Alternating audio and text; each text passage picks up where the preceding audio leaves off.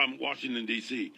Riki, of course, the founder and director of the Missile Defense Advocacy Alliance. And what we're concerned about in this Iran deal and some other stuff is the interplay right now in the Pacific.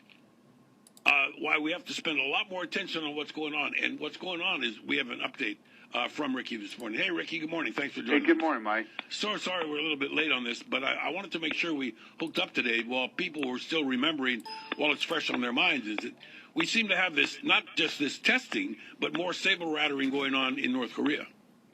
Absolutely. I think, as I pointed out, I think we have to move forward to operationalize missile defense capability for the state of Hawaii to ensure the proper protection and defense of the 1.4 million people there against a surprise North Korean attack. What I'm really impressed about is the opportunity that we've had to share the bounty of this golf ball that's been here and the fact that it's paid for itself and that it is primarily the point of the spear for defense. Well, I am specifically discussing the Aegis Ashore site that was built with U.S. tax dollar money, completely in place in Kauai PRMF, that's being used as a testing capability. That same facility is now deployed in Romania, protecting Romanians, Bulgarians, people from Greece, and southern Italy, from an Iranian ballistic missile attack. Yet our facility in Hawaii can do the same thing, but it has not been designated to do that with hardly any cost or no cost at all. What don't they get about that, Riki? I mean, it seems like such a no-brainer, particularly in this age of fiscal responsibility. There's a way to partner up on this thing so it's not costing as much. Well, I think there's been movement here in Washington, D.C. from the administration asking those questions on what it would cost, what we could do, what the capability is to PACOM and to the Department of Defense in operationalizing that facility. That being said, when you talk about what about Japan? They've embraced this technology to the point where they want it.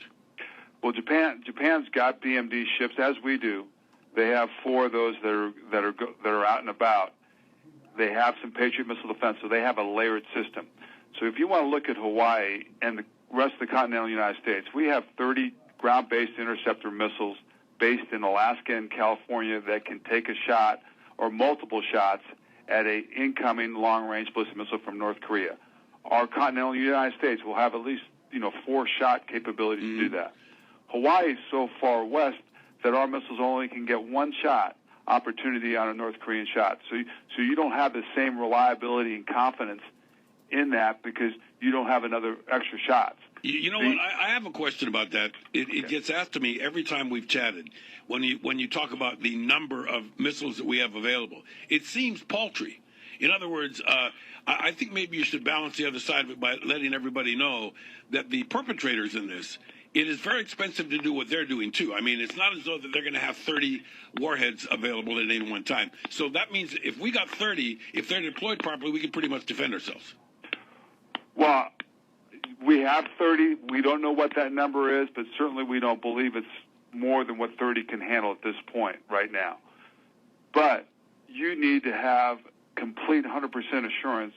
If that's a nuclear weapon, you can't just rely on one-shot opportunities. You have to have everything you've got. And if you have capability that you already have and you're not opening it up and putting it operational, shame on you for not doing the due diligence that this thing needs to have. Is that like what you're talking about? Is that like a plan B? In other words, you got all of this faith in this piece of equipment, and if you fire it off and it misses or it doesn't connect, what's next? What's next? You need to have a balanced layer of defense. So you have a couple other shot opportunities with different systems or the same system to best ensure that you have the ability to protect your country.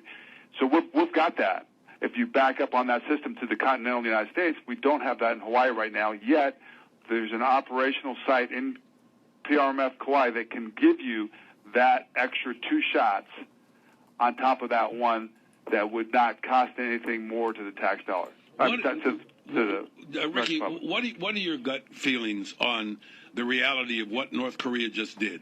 I mean, obviously, was it an H-bomb, was it an A-bomb, or does it matter? It's just that they're blowing stuff up. Yeah, it doesn't really matter if it was an H-bomb or an atomic bomb. It's certainly is a atomic bomb of some sort that have caused that explosion.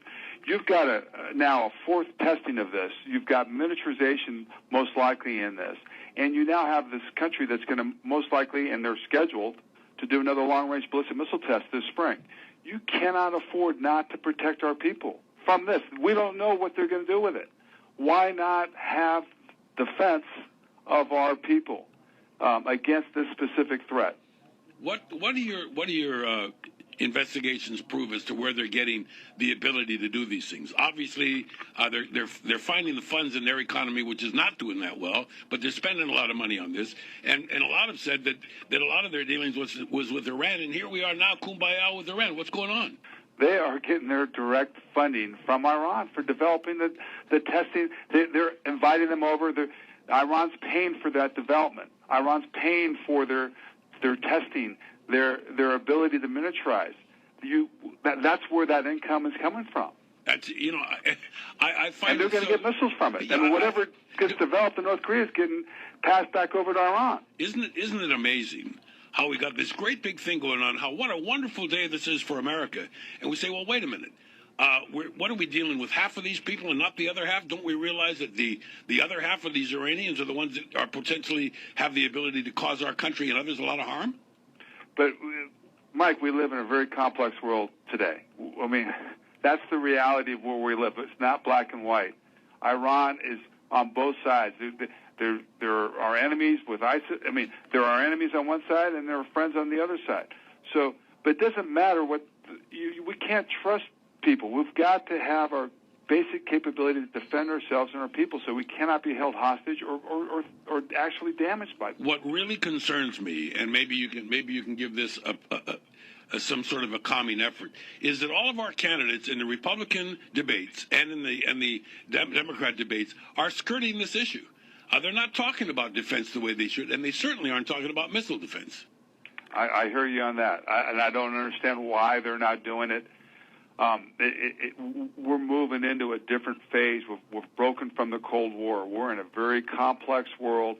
The proliferation of these kind of weapons and cruise missiles and the display of what countries around the world are doing to threaten not only a region but our country is not being properly addressed at this point by the candidates, both Democrat and on the Republican side. Is it my imagination, or does it sometimes seem like you can see all the players, you can see what's going on, you can inform the people through the Missile Defense Advocacy Alliance website, but it seems to me now that we got more balls in the air. We're trying to juggle lava right now. It looks like if you could juggle 3 balls before, you better learn how to juggle 8 because it's all over the place. Yeah, but that action by North Korea is so provocative in intent and capability that we have to respond to it. Besides flying a B-52 bomber and trying to get in an offensive arms race with these guys, we have to have defensive capability. It's no longer about bluffing and negotiation. You have to have some rock-solid capability to defend and protect our people in case this guy goes in a different direction. In this day of modern technology, is it possible to conduct tests of the nature we're talking about without everybody knowing what you're doing? Absolutely not. Yeah, we can see the heat.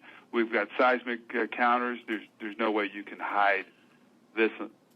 Yeah, well, it's actually a loaded question because what I'm saying is in the respect that everybody knows when something's doing it, for somebody to do it is a blatant disregard for the agreements that are in place. In other words, why are you doing this when none of us is supposed to be doing this? And they broke every kind of resolution and rule against them. They broke all of the sanctions and did it on purpose and did it right in our face. And then our leaders stand up and talk about how proud they are about this. I mean, does the left hand not know what the right hand is doing here? What's going on? It's politics, yeah. And you got to take that out of it and get down to the real purpose of what our government does. We have to defend our people. All right. Well, listen, I know that you got even on Martin Luther King Day, everybody in your office is grinding away, and we do have to spend a lot of time talking about this. And I think that maybe people, every time we chat, somebody says, hey, we've discovered Riki's website. I hope, first of all, whoever's putting that together is so timely with the release of information. It's a great place to be. If people want to know more about it, what's the best way to go and look at what you're doing? Just at our website, www.missiledefenseadvocacy.org. We have the tests. We have information on the threat. We have information on what we have in response to that. Yeah, I also like the recognition that you're giving to the people that make a difference in this, and you have all of this video from time to time. It's just a great website. Whoever's doing it should give them the day off. They're doing a good job. Okay. Thanks, Mike. Hey, take care of yourself, Ricky. Thanks for joining us today. Thank you, Mike. Yeah, hello. We're going to talk to Ricky again before the big Super Bowl. I promise you that. Get some of his football manao on that.